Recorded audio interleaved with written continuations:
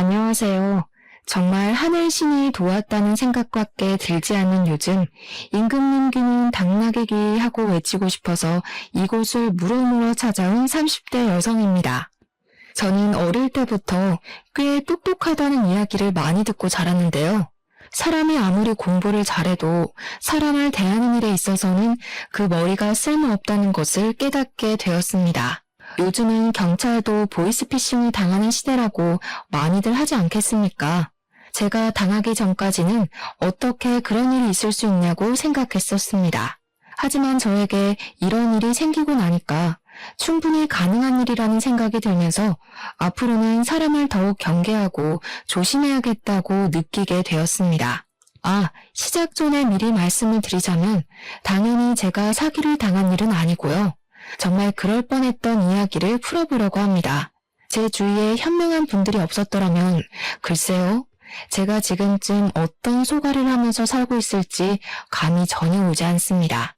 아무튼 여러분, 서론을 너무 길게 잡고 싶지 않으니 지금부터 저에게 일어났던 그 기가 막히고 황당한 이야기를 한번 시작해 보도록 하겠습니다. 끝까지 저와 함께 해주신다면 저는 정말 더할 나위 없이 행복할 것 같습니다. 저는 저의 대단한 예비신랑에 대한 이야기를 풀어보고자 이곳을 찾아왔습니다. 저의 예비신랑과 저랑은 제가 일을 하고 있는 로펌 앞 건물에서 만나게 되었는데 사실 제 직업이 변호사였기 때문에 그 앞에서 우연히도 만날 수 있었습니다. 저희 로펌 건물에 변호사 사무실이 무척이나 많이 들어와 있었기 때문에 길이 여러 갈래로 복잡하게 나 있었고 처음 오는 사람들은 사무실을 찾지 못하는 경우가 허다했습니다. 대부분 바쁘니까 길을 잃은 사람에게 관심을 주거나 오지랖을 부리지 않곤 했는데 그날 제 예비신랑이 혼자 길을 헤매는 것을 보고 문득 안쓰러운 마음이 들었습니다. 평소와는 다르게 예비신랑에서 어디를 찾으시냐고 물어봤더니 사실 어디를 찾는 게 아니라 마음이 답답해서 이쪽 저쪽을 오가는 중이라고 하더라고요. 저에게 소송을 해야 하나 말아야 하나 고민을 하고 있는 중이라고 하면서 여기서 제일 좋은 로펌이 어디냐고 묻는 게 아니겠습니까? 일단 인상이 상당히 호감형이었고 소위 말하는 꽃미남 스타일의 얼굴이었기 때문에 저는 문득 이 사람의 사정이 궁금해졌습니다. 길을 가다가도 한 번쯤은 돌아볼 법한 외모를 가진 남자에게 끌리지 않을 여자가 어디 있겠습니까? 그래서 무슨 일이냐고 한번 말씀해 보시라고 시간을 내게 됐습니다. 그러자 예비신랑은 저에게 전 여자친구에게 돈을 빌려주었는데 그 여자가 갚지도 않고 연락도 끊어버린 채 잠수를 탔다는 이야기를 하더라고요. 돈도 돈이지만 사람에게 당한 배신감이 너무 커서 전 여자친구에게 소송을 걸겠다고 큰 소리를 쳤다면서 어떻게 해야 할지 모르겠다고 고민을 하고 있었습니다. 액수가 꽤 크다고 하길래 대략 몇 천만 원은 되나 보다 하면서 살짝 조언을 드리기로 마음을 먹었죠. 제가 소송까지 도와드리기는 조금 힘들고 조언만 살짝 해드리자면 시간이 꽤 많이 걸릴 거예요. 이거는 형사사기 소송으로 진행을 해야 하는데 전 여자친구분께서 변제를 하겠다고 한 증거 같은 게 있을까요? 통화 녹음이라든지 문자 메시지 같은 거요. 그러자 예비신랑은 고개를 절레절레 저으면서 그냥 믿고 빌려주었던 돈이었기 때문에 그런 증거는 하나도 가지고 있지 않다고 이야기를 하더라고요. 저는 솔직하게 그런 경우에는 돈을 돌려받기 힘들 거라고 그리고 상대방이 잠수인 상태라면 민사까지 걸어서 가압류를 해야 하는데 적어도 3년은 걸릴 거라 현실적인 조언을 드렸습니다. 그러자 예비신랑은 저를 보면서 약간 홀가분한 얼굴로 조언 감사하다면서 소송은 한 번 더 생각해보고 진행을 하겠다고 하더라고요. 대신 제 조언 덕분에 마음이 가벼워진 것은 사실이기 때문에 나중에 차라도 한 잔 대접하고 싶다고 하면서 제 명함을 달라고 말을 하는 겁니다. 혹시라도 소송을 맡기게 된다면 저에게 부탁하고 싶다는 말을 덧붙이면서 손을 내미는데 저도 모르게 명함을 꺼내고 있었습니다. 저도 변호사이기도 하고 소송을 하나라도 더 맡으면 저에게 이익이 되는 건 사실이라는 생각을 하면서 예비신랑에게 명함을 주었습니다. 세상은 얼굴이 무기라는 말이 있듯이 잘생긴 사람이 저에게 먼저 번호를 달라는 식으로 말을 하니 가슴이 콩닥거리기도 하고 좋더라고요. 아무튼 명함을 주고 하루 이틀 정도는 예비 신랑을 생각하긴 했는데 사실 일이 너무 바빠서 까먹게 되었습니다. 한 일주일쯤 지나서부터는 아예 그런 일이 있었던가 하는 생각이 들면서 예비 신랑의 존재를 완전히 잊어버리게 되었습니다.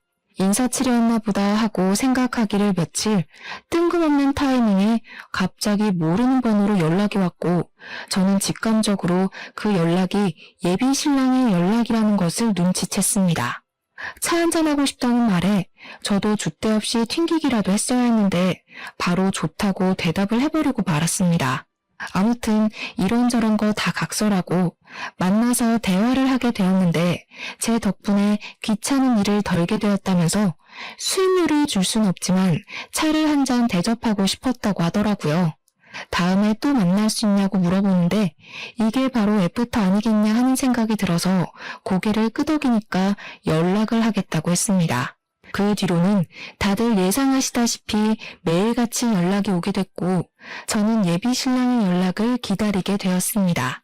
당연히 연락을 하는 횟수가 늘어나는 만큼 데이트도 하게 되었고 정이 붙게 되었습니다. 제가 변호사다 보니 일이 들쑥날쑥하고 바쁘기도 엄청 바쁜데 이 사람은 제가 하는 일을 전부 기다려주는 그런 남자였습니다. 저도 모르게 배려를 받고 있다는 생각이 들다 보니 점점 깊게 빠지게 되었고 저는 이 남자와 함께하는 평생을 꿈꾸게 되었습니다.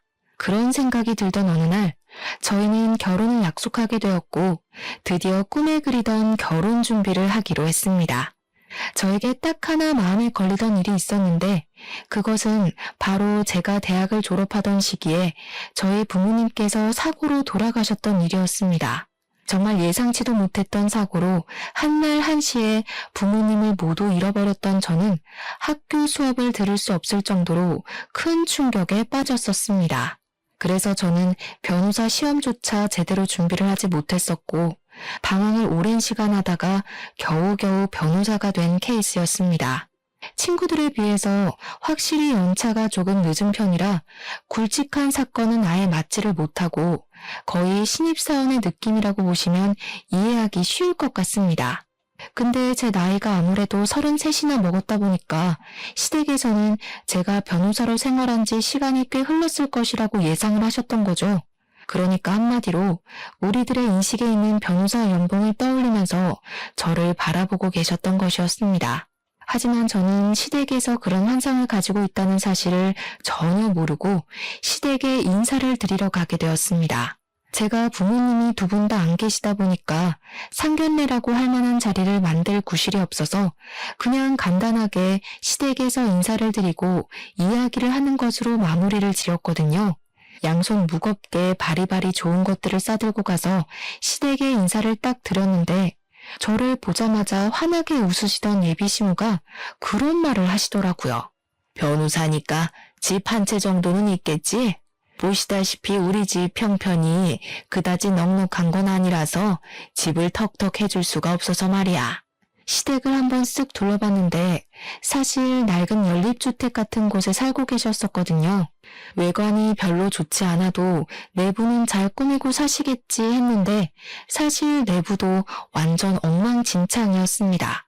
군데군데 낡은 흔적들이 보이는데 예비시무가 저에게 대놓고 지원을 해줄 수 없다고 말을 하신 게 이해가 갈 정도였습니다. 제가 살던 집이 투룸 오피스텔이었는데 저도 물론 대출을 낀 전셋집이었지만 두 사람이 살기엔 부족하지 않을 것 같다고 말을 하니 흡족해 하시더라고요. 그리고 저에게 뼈가 있는 농담을 던지셨는데 그때는 그게 정말 생지옥의 시작이라고는 생각도 하지 못했었습니다. 나중에 돈 많이 벌어서 큰 집이라도 얻게 되면 우리들 살 방도 하나씩은 마련해 주는 거지. 언제까지 이런 낡은 집에서 살아야 할지 감도 안 온다. 저는 당연히 시작부터 합가 이야기를 꺼낸다는 건 상상도 하지 못했기 때문에 예비시무가 저에게 분위기를 풀어줄 겸 농담을 하는 것이라고 생각해서 어색하게 웃었습니다. 그랬더니 예비 시모가 눈을 뾰족하게 뜨면서 저한테 왜 웃냐고, 자기 말이 웃기냐고 되묻는 게 아니겠습니까? 갑자기 이상해진 분위기에 저는 얼굴을 굳히면서 웃겨서 웃은 게 아니라 그냥 좋아서 웃은 거라고 대충 둘러댔습니다. 거기서 제가 어머님이 농담을 하시니까 웃었죠. 할 수도 없는 노릇 아니겠습니까? 그런데 예비 시모가 완전히 정색을 하시면서 자기가 농담한 거 아니라고 웃지 말라고 하시더라고요. 저는 당황했죠. 정색을 하고 이야기를 하시니까 정말로 나중에 합가를 하고 싶은 생각이 있으신가 싶어서요. 제가 그 시점에 연차가 쌓여가고 있었던 터라 사실은 같이 함께 살고 싶은 마음은 굴뚝 같았지만 결혼식 자체는 느긋하게 준비를 해서 올리고 싶었습니다. 원래 결혼 후에 여자들의 생활이란 뻔한 거 아니겠습니까? 일보다는 가정에 집중을 해야 하고 임신, 출산, 육아로 인해서 승진이 미뤄질 게 뻔하지 않습니까? 저는 제 자리를 조금 더 굳건하게 굳힌 다음에 결혼, 그리고 임신과 육아까지 집중을 하고 싶다는 생각이 강하게 들었기 때문에 결혼을 느긋하게 하고 싶었습니다. 친구들이 결혼을 하는 걸 보니까 다들 오랜 시간 천천히 준비를 해서 싸우기도 하고 화해도 하고 하면서 준비를 하더라고요. 또한 저는 부모님이 계시지 않았으니까 더 좋은 모습으로 당당하게 준비를 해서 하고 싶다는 생각이 굴뚝 같았습니다. 시부모님께서 먼저 결혼식 날짜는 상의해 본 게 있냐고, 언제가 좋겠냐고 이야기를 하시기에 저는 제 생각을 이야기했습니다. 요즘 결혼식은 하나하나 부부가 직접 정하는 게 트렌드라고 하더라고요. 저도 아직 일의 안정을 찾지 못해서 천천히 여유롭게 준비를 하고 싶습니다. 대충 1년 정도 생각하고 준비를 하고 싶은데 어머님, 아버님 생각은 어떠세요? 1년이나? 그런 건 나랑 상의한 부분이 아니잖아. 나는 하루빨리 결혼해서 당신이랑 같이 시간을 보내고 싶은데 말이야. 준비할 게 뭐 그리 많겠어? 대충 3개월 정도면 준비 다 끝나는 거 아니야?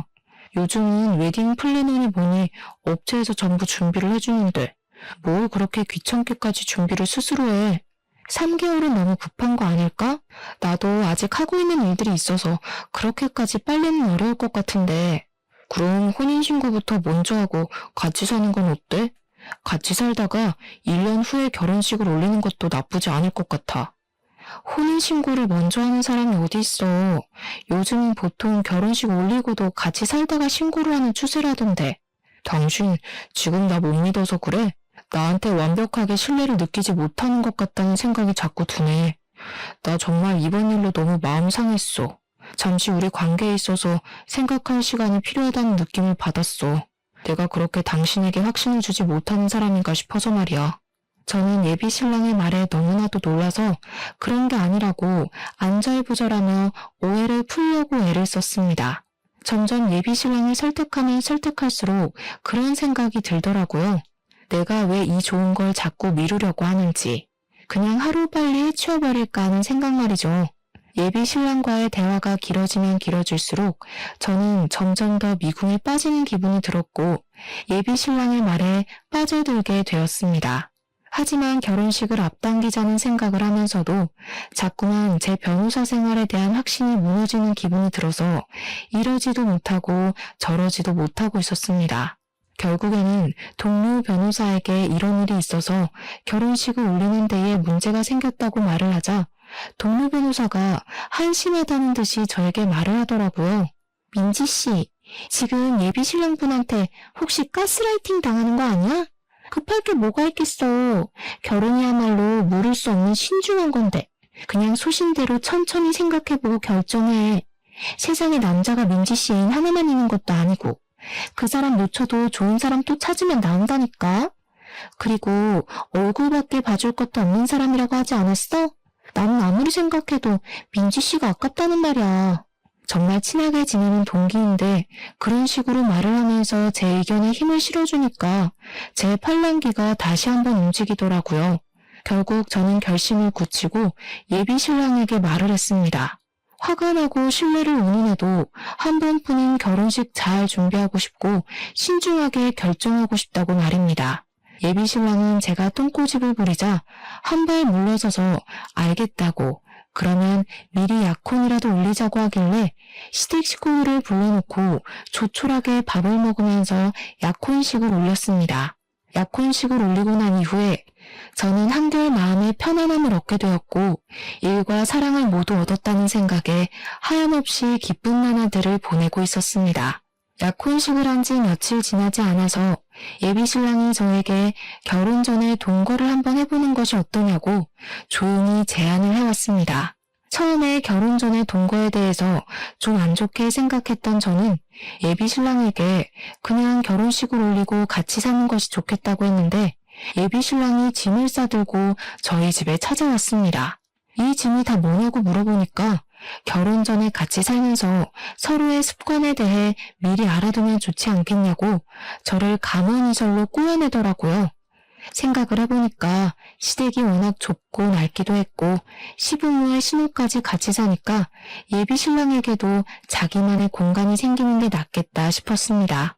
당황스러운 마음이 먼저 들긴 했지만 저도 어차피 헤어지는 게 싫기도 해서 예비신랑의 짐을 저희 집에다가 드리게 되었습니다.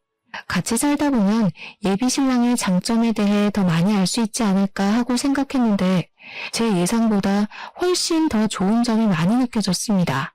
예비신랑의 최대 장점은 말입니다. 집안 살림에 도가 텄다는 것이었습니다. 제가 일이 바쁘다 보니까 야근을 하는 날도 많았고 집안 살림에 신경을 쓰지 못하는 날이 수두룩했는데 그럴 때마다 제 야식까지 챙겨주고 빨래나 청소도 다 해주더라고요. 분명히 너저분한 것들이 늘어져 있어야 하는 우리 집 구석이 너무나도 깨끗하고 청결한 걸 보면서 정말 제 예비신랑에게 엄지를 치켜세우지 않을 수 없었습니다. 혼자 쓸고 닦고 제 취향에 맞춰서 음식도 해주고 어디서 이런 자상한 남자가 나타났을까 하면서 부모님이 주신 선물이라고 생각했습니다. 그런데 아무리 생각해도 일을 하는 사람이 이렇게 여유롭게 집안 살림을 챙길 수 있나 하는 의문이 생겼고 저는 예비신랑에게 물어보게 되었습니다. 직장은 어떻게 되었냐? 여기서 출퇴근하는 거 너무 멀어서 힘들거나 하지 않냐? 일하느라 힘들 텐데 집안 살림까지 신경을 쓰냐고요. 그랬더니 예비신랑 입에서 터져나온 말은 저를 충격에 빠뜨렸습니다. 너 일 그만뒀어. 그게 무슨 소리야? 우리가 결혼하기로 약속까지 한 상태에서 갑자기 일을 그만두면 어떡해. 잘 다니던 회사를 이렇게 뜬금없이. 잘 다니긴 무슨. 그냥 어쩔 수 없이 버티면서 다닌 거지. 이제 결혼도 할 거니까 나도 돈을 더 많이 벌어야 하지 않겠어? 그래서 일단 이직 준비를 하려고 해. 돈 더 주는 곳으로 내 능력을 인정받아서 들어간다면 우리 두 사람에게 잘된 일 아니야? 저는 예비신랑이 일단 계획이 다 있는 것 같다는 생각이 들어서 일단 하고 싶다는 대로 해주겠다 생각을 했습니다. 집에서 시간을 보내면서 혼자 이력서를 쓰는 것 같기도 하고 이것저것 책도 들여다보는 것 같았는데 한 2주일 지나니까 그런 행동도 하지 않더라고요. 말로만 취업 준비를 한다고 하면서 집에서 살림을 하고 탱자탱자 노는데 벌써부터 가슴이 답답한 기분이 들어 예비신랑을 붙잡고 이야기를 했습니다. 도대체 언제 취업을 할 것이며 제대로 노력은 하고 있는지에 대해서 들어보고 싶다고 말입니다. 내가 안 그래도 생각을 해봤는데 나 취직하지 말까? 나는 아무래도 전업주부로서의 삶이 더 잘 어울리는 것 같아. 그런 말이 어디 있어. 전업주부의 삶도 바쁘고 힘든 건 마찬가지야. 우리 미래를 생각해서 취업을 하는 게 낫지 않겠어? 대답은 알겠다고 잘만 하면서 정작 아무런 준비를 하지 않는 예비신랑을 보며 저는 슬슬 불안한 마음이 들기 시작했습니다. 이런 식으로 가다가는 결혼식을 올린 이후에도 쭉 집에서 놀고 먹는 생활을 할 것처럼 보였기 때문이었습니다. 아무리 제가 변호사라고 해도 잘나가는 로펌에서 굵직한 사건을 맡는 변호사들이나 몇 억대 연봉을 받는 거지 저는 사실 그 급까지는 아닌 일반 변호사였으니까요. 같이 동거를 시작한 지 2달이 흘렀을 무렵 예비신랑은 저에게 생활비가 없다고 하면서 반찬도 사놓고 과일도 사놓고 하려면 돈이 필요하다고 했습니다. 당당하게 저에게 두 손을 내밀면서 생활비 명목으로 사용할 카드를 달라고 하는데 기가 막히면서도 저를 위해 쓰는 돈이니까 하는 생각이 들었습니다. 집안 살림 자체를 어느샌가부터 예비 신랑이 전부 도맡아 하고 있었기 때문에 저는 카드를 건네줄 수밖에 없었죠. 사실 그 덕분에 집안 살림에는 손 하나 까딱 안 하고 바깥 일에만 집중을 할 수 있고 집을 오로지 휴식의 공간으로 사용할 수 있다는 점이 고맙기도 했습니다.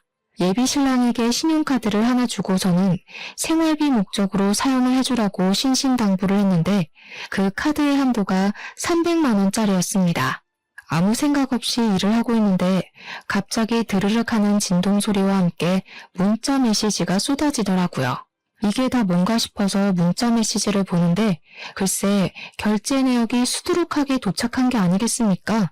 거기다가 제일 마지막 문자는 한도가 초과되었다는 메시지였습니다.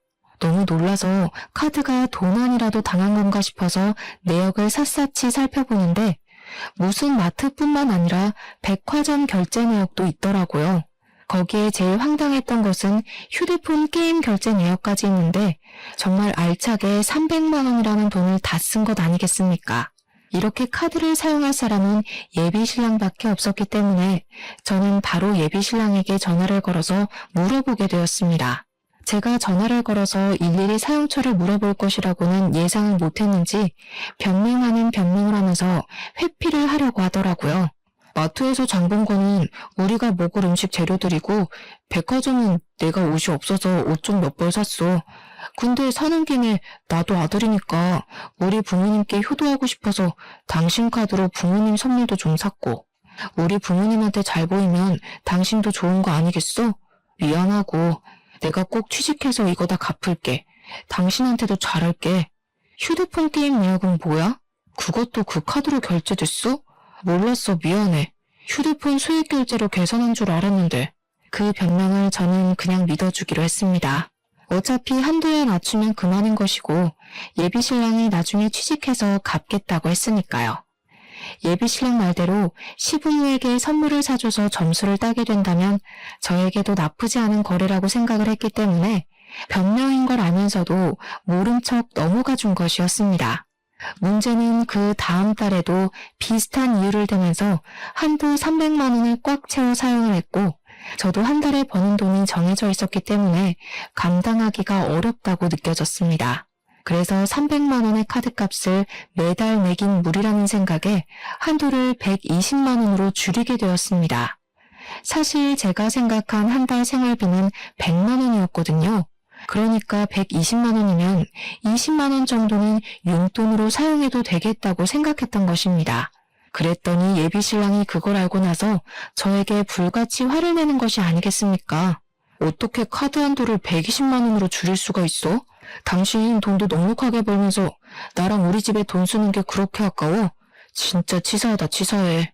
내가 꼭 취직해서 갚는다고 이야기를 했는데도 고작 그 돈이 아까워서 120만 원으로 한도를 줄여? 내가 그 카드 줄 때 분명히 생활비로 사용해달라고 했는데 생활비보다는 당신이 사치하는 데 더 많은 돈을 투자하는 것 같아서 줄인 거야. 2달 동안 생활비로 쓴 돈을 보니까 100만 원 정도 되길래 나머지 돈은 커피라도 사 먹으라고 내버려 둔 거고 나는 당신이 이런 걸 하나하나 따질 줄 몰랐어. 정말 화가 난다. 사랑하는 사이에 그런 걸 따지고 싶은 생각이 든단 말이야.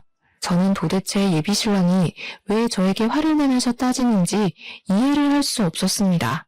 하지만 너무 삐진 티를 내길래 일단은 풀어주려고 노력을 했습니다. 예비 신랑의 논리는 엉뚱하기도 하고 말이 안 되는 이야기이긴 했지만 너무 사랑했기 때문에 제가 져준다는 느낌으로 말입니다. 그런데 그러면 안 됐습니다. 저를 완전히 호구로 보기 시작했기 때문이었습니다. 같이 동거를 한 이후에 시댁에서는 저에게 변호사 며느리를 뒀으니까 앞으로 살만 나겠다면서 잘 부탁한다고 하시고는 매달 용돈을 100만 원씩 보내달라고 하셨습니다. 저는 그 이야기를 듣고 너무 깜짝 놀라서 저도 모르게 그게 무슨 소리냐고 시부모님을 향해서 소리를 조금 높여 말을 했습니다. 왜냐하면 저도 연차가 많이 쌓이지 않은 변호사였기 때문에 버는 돈이 무척이나 한정적이었고 앞으로의 결혼 생활을 생각하면 100만 원이라는 돈은 너무 큰 돈이었기 때문이었습니다. 매달 100만 원씩 적금이라도 붓는다고 치면 5년이면 6천만 원 아니겠습니까? 저희가 혹시라도 임신이라도 하게 된다면 필요해질지 모르는 돈이잖아요. 저한테 한 달에 100만 원은 너무 부담스러운 금액이라고 생각합니다. 제가 변호사이긴 하지만 연차가 얼마 되지 않아서 무리거든요. 그렇게 월급을 많이 받는 편이 아니기도 하고요. 그래도 앞으로 연차가 쌓이면 점점 더 많이 벌 거 아니니? 생활이 안정되고 나서 임신을 하는 게 좋지 않겠니? 너네는 집도 있고 차도 있고 있을 만한 거 다 있는데 뭐 한다고 효도하는데 돈을 아끼는 건지 잘 모르겠다. 너 부모님도 없는데 우리한테 잘하면 나중에 다 피와 살이 되는 일인 거야. 그러면서 저에게 다음 달부터 무조건 100만 원씩 입금을 하라고 막무가내로 구는 게 아니겠습니까? 그런데 예비 신랑이 저에게 그러는 겁니다. 시부모의 말처럼 저한테 부모님이 살아계신 것도 아닌데 시부모에게 효도를 해야 하지 않겠냐고요.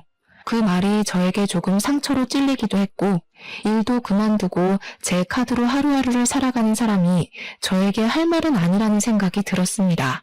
분명 처음에는 너무나도 행복한 동거고 결혼 준비였는데 시간이 가면 갈수록 삐걱거리는 느낌을 지울 수가 없었습니다. 거기다가 남편에게는 철이 상당히 없는 예비 신우가 하나 있었는데 그 예비 신우가 쐐기를 박는 말을 하더라고요. 우리 새언니가 변호사씩이나 되는데 나한테 명품 가방 하나만 주면 안 돼? 드라마 같은 거 보면 변호사들 다 명품백 들고 다니던데 언니는 몇 개 있어?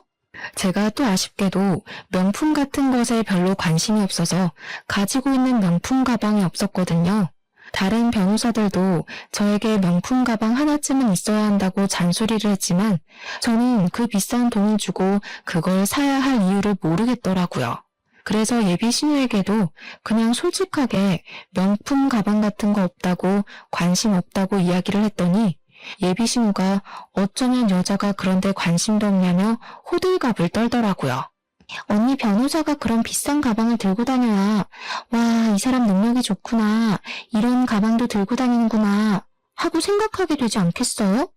내가 하나 골라줘야겠네. 나랑 백화점 가서 하나 사자. 사는 김에 내 것도 하나 사주면 너무너무 좋고. 그게 부담되면 우리 둘이 번갈아 가면서 쓰면 되지. 예비 신우의 의도가 너무 투명하게 느껴지는 덕분에 저는 필요 없다고 딱 잘라서 거절을 하게 되었습니다. 사람은 내면이 중요한 거니까요. 그랬더니 이 철없는 예비 신우가 저한테 사람 그렇게 안 봤는데 너무나도 쪼잔하다고 말을 하는 게 아니겠습니까? 그렇게 애써 시댁과 예비 신랑의 만행을 무시하려고 애를 쓰면서 저는 점점 더 마음을 굳혀가고 있었습니다. 같이 살아보니 결혼이랑은 왠지 거리가 멀게만 느껴져서 다시 한번 이 사람과의 관계에 있어 재정비를 해야겠다고 느끼고 있었습니다. 3개월이라는 시간이 더 흐르고 어느 날 사무실에서 일을 보고 있었는데 뜬금없이 예비 시모에게서 전화가 오는 게 아니겠습니까? 예, 점심시간에 잠깐 사무실 앞으로 나와봐라. 내가 지금 너네 사무실 건물 쪽으로 가고 있으니까 얼추 시간이 맞겠다.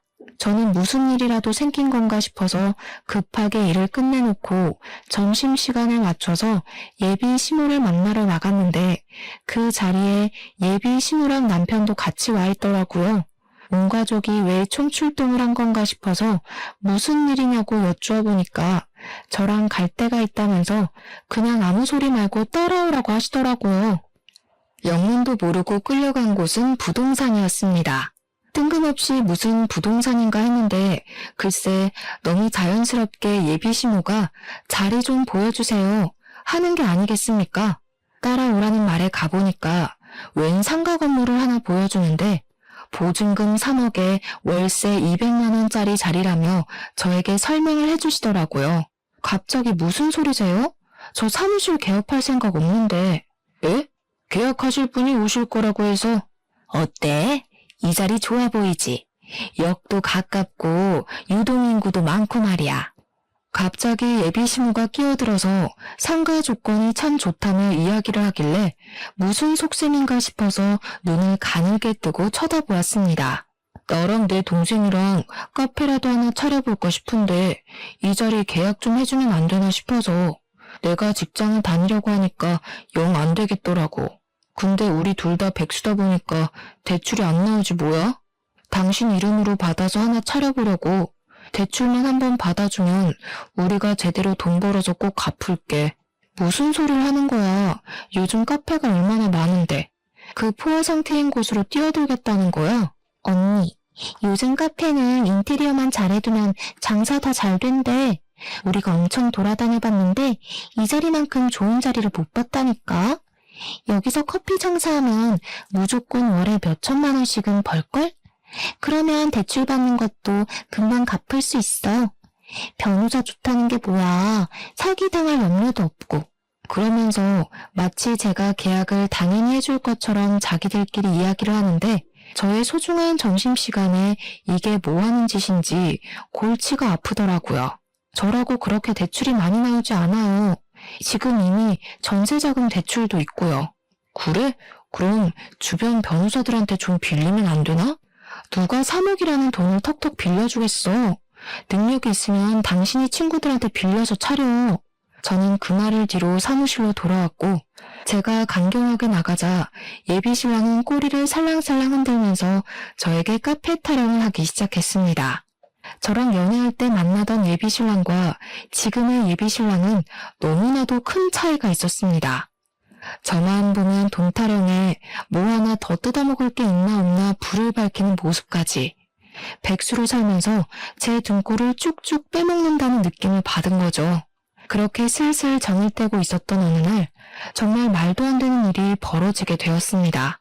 제 사무실에 여자 3명이 찾아왔는데 아주 비장한 얼굴로 저에게 할 말이 있다고 하더라고요. 김민재 아시죠? 지금 만나고 있는 사람이라고 듣고 찾아왔는데. 김민재가 바로 제 예비신랑의 이름이었거든요.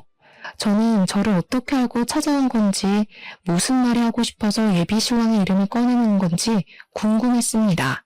그래서 다들 어떻게 오신 거냐고 제가 만나고 있는 사람을 만난다고 이야기를 하니 여자 3명에서 서로 앞다투어 자기 할 말을 하려고 하더라고요. 제가 누구냐면요. 김민재랑 결혼을 준비하고 있다가 돈을 뜯긴 피해자입니다. 제가 그 인간한테 빌려준 돈이 글쎄 2천만 원이에요. 2천만 원. 돈만 뜯겼으면 다행이게요. 저는 김민재 아이까지 가진 사람이에요. 책임질 것처럼 굴더니 출산이 임박해오니까 잠수를 탄 거 있죠. 이미 아이를 지우기에는 늦은 상태였고 어쩔 수 없이 출산까지 한 다음에 친자 검사까지 했어요. 그러면서 저에게 친자 확인서를 보여주는데 거기에는 친자일 확률이 99.89%라는 정확한 수치가 적혀 있었습니다. 저는 그 결과지를 보면서도 지금 제가 듣고 있는 이야기들이 전부 예비신랑에 대한 이야기가 맞는 건지 헷갈리기 시작했습니다.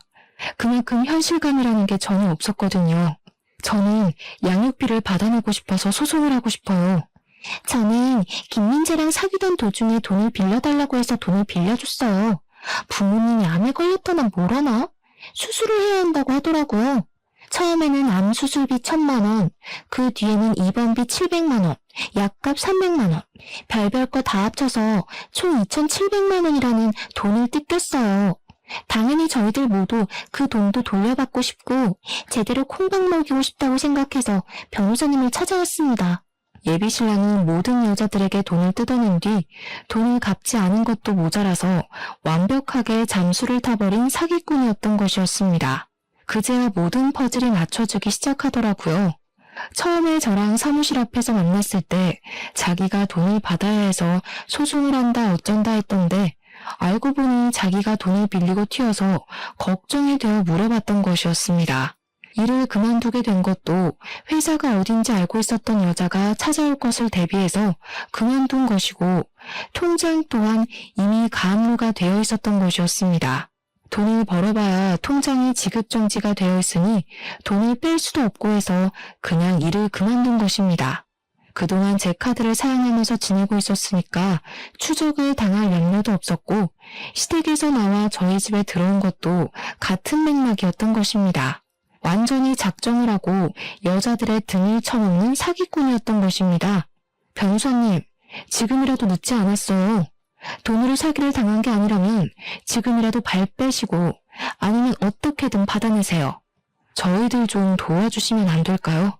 이대로 미움으로 살 수 없어요. 정말 믿을 수 없는 일이었지만 증거들을 전부 들이미는데 제가 어떻게 믿지 않을 수가 있겠습니까? 사기를 당한 여자들도 반반은 얼굴에 속아 모든 걸 다 내어준 불쌍한 사람들이었습니다. 돈이 많은 집안 딸들도 아니었고 하나같이 어렵게 벌어먹고 사는 사람들이었습니다. 하루 종일 힘들게 일해서 월급을 받아 생활하는 그녀들의 등을 쳐먹고 자기는 호의호식하고 지냈다는 게 정말 치가 떨릴 정도로 분노를 일으키게 하더라고요. 그런 사람들의 돈을 훔친 것도 모자라 애까지 두고 도망을 가다니 그게 사람 새끼입니까? 저는 그 여자들의 복수를 돕기로 결심했습니다. 저는 여자들의 증언과 증거를 토대로 소송장을 써서 바로 고소를 진행하기로 했습니다. 그리고 저희 집에 가서 예비 신랑이 없는 틈을 타 비밀번호부터 바꾸고 모든 짐을 정리해 시댁으로 보내기로 마음을 먹었습니다. 예비 신랑이 시댁에서 카페를 창업할 이야기를 하겠다며 룰루랄라 나간 사이에 여자들을 불러서 모든 일을 일사천리로 진행했습니다. 그 와중에 예비 신랑이 제 카드로 샀던 옷들이나 물건들이 있지 않겠습니까? 그것들은 전부 중고거래를 하는 사이트에 올려버렸습니다. 제 카드를 참 알차게도 썼더라고요. 비싼 브랜드의 옷부터 신발까지 전부 다 중고 사이트에 올렸더니 거래를 하겠다는 사람들이 줄을 섰더라고요. 그리고 예비 신랑이 저희 집에 들고 왔던 짐 중에서도 비싸 보이는 노트북이라던가 시계라던가 하는 물건들도 전부 중고거래 사이트에 올렸습니다. 물건들을 팔아서 나오는 돈이 소액일지 몰라도 예비 신랑의 전 여자친구들에게 나눠주려고 한 행동이었습니다. 고소 고발과는 별개로 양육비 청구 소송 또한 진행을 하게 되었는데 친자 확인서가 있어서 어렵지 않게 진행할 수 있었습니다. 강제성을 띠는 소송은 아니지만 이 인간이 정말 사람이라면 자기 아이에 대한 양육비는 지급을 해야 하지 않겠습니까? 한창 카페를 오픈할 생각에 신이 나 있던 시댁 식구들은 소송장을 받자마자 저에게 바로 전화가 걸려왔습니다. 예비 신랑은 집에 찾아왔다가 비밀번호가 바뀌어 있는 것을 보고 저에게 쉬지 않고 연락이 왔으나 저는 이미 집을 나와서 레지던스를 얻어서 잠시 지내고 있었습니다. 집에 있다가는 예비 신랑이 어떤 횡포를 부릴지 모른다는 생각을 하고 있었기 때문이었습니다. 예, 며느리야. 우리 아들이 이상한 일에 휘말린 것 같은데 네가 좀 도와줄 수 있겠니? 명색의 변호사 남편이 될 사람인데 이런 지저분한 일에 걸리면 안 되지 않겠어? 내용이 말이다. 우리 아들이 전에 만나던 여자가 있었는데 이게 다 오해고. 민지 씨 짐 오늘 용달차에 싣고 시댁으로 보낼 거예요. 그리고 소장에 찍힌 변호사 이름 못 보셨나 봐요? 오해? 오해는 무슨? 예비 시모는 소송장을 다시 한번 살피다가 피해자 변론인에 제 이름이 적혀있는 것을 보고 저에게 소리를 빽 지르더라고요. 너 지금 이게 뭐 하는 짓이야? 어디 이상한 여자들의 꿰매 넘어가서 이런 일을 벌여. 그 여자들이 우리 아들을 모함하는 거라니까. 모함이요? 증거가 이렇게 명확한데 무슨 모함입니까? 거기 보시면 변제 금액의 피해 보상까지 보이시죠? 깜빡 속았지 뭡니까? 글쎄 애까지 딸린 남자였는데 그것도 모르고 반반은 얼굴에 속아서 돈 주고 마음 주고 아주 큰일 날 뻔했어요. 지금이라도 진실을 알려준 그분들께 절을 해도 모자랄 판입니다. 변호사를 건드렸으니 당연히 그만한 죗값을 치러야 하지 않겠습니까? 당연히 법적 공방에서 돈이 없어 변호사를 준비하지 못한 예비신랑 쪽은 개쪽을 당하게 되었습니다.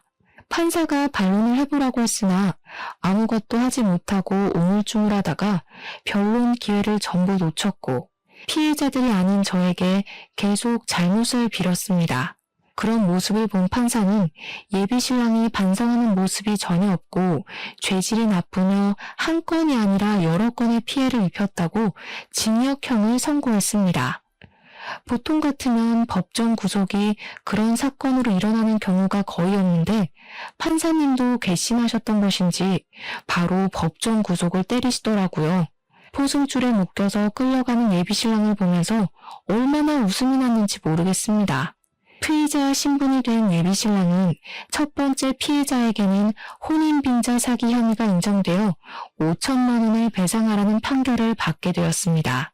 두 번째 피해자에게는 아이의 부모로서 최선을 다하라는 판결과 20살이 될 때까지 양육비 총 1억을 지급하라는 판결이 나왔고요. 세 번째 피해자에게는 병원비 명목으로 뜯어낸 돈 3,700만 원과 피해 보상 금액 500만 원까지 4,200만 원을 지급하라는 판결이 나왔습니다. 판사님께서 판사봉을 땅땅땅 치는데 피해자분들이 제 손을 잡고 눈물을 줄줄 흘리시더라고요. 그동안 마음고생이 심했다고 하면서 너무 감사하다고 하는데 저도 그분들께 감사했습니다. 덕분에 이런 사기꾼과 헤어질 수 있게 되었으니까요. 그 이후 법정 구속이 된 예비신랑은 교도소에 들어가게 되었는데 이번에는 예비시모가 저에게 전화를 해서는 엉엉 울면서 빌더라고요. 정말 우리 한 번만 살려주면 안 되겠니? 벌금이 무려 2억 가까이 된단다, 2억. 우리 살림에 그런 큰 돈이 어디 있어. 한 번만 살려주면 내가 이 은혜 절대로 잊지 않으마. 응? 이 늙은이가 이렇게 부탁한다. 앞으로 욕심도 부리지 않을게. 이대로 끝인 줄 아셨겠지만 아직 김민재 씨가 쓴 제 카드값도 남아있거든요. 알차게 사용한 800만 원도 받아낼 건데요. 그 이후에 저는 그 인간과 연관이 된 모든 사람의 연락처를 차단해버렸습니다. 나중에 이야기를 들으니 꼼짝없이 수감 생활을 하게 된 아들의 뒷바라지를 하기 위해서 그 낡은 연립주택까지 팔아치웠다고 하더라고요. 오갈 곳이 없어서 친척 집을 전전긍긍하면서 하루 벌어 하루 먹고 산다고 하던데 아주 꼴이 좋게 된 거죠. 연립주택 판 돈으로 피해자들에게 피해 보상까지 다 했다고 하더라고요. 법정 이자가 붙으면 갚기가 더 힘들기 때문에 아마 급한 불부터 빠르게 끄려고 한 게 아닌가 싶습니다. 이 기회에 저는 또 새롭게 법의 무서움과 공정함에 대해 알게 되었습니다. 앞으로는 여자 등 처먹을 생각하지 말고 제정신으로 살았으면 하는 게 한때 사랑했던 사람으로서 마지막 부탁이라고나 할까요? 제가 살아가는 세상에 이런 일이 더 이상은 나타나지 않길 바라면서 이쯤에서 글을 마무리하도록 하겠습니다. 제 이야기를 끝까지 들어주신 여러분께 항상 행운이 가득하길 바라겠습니다.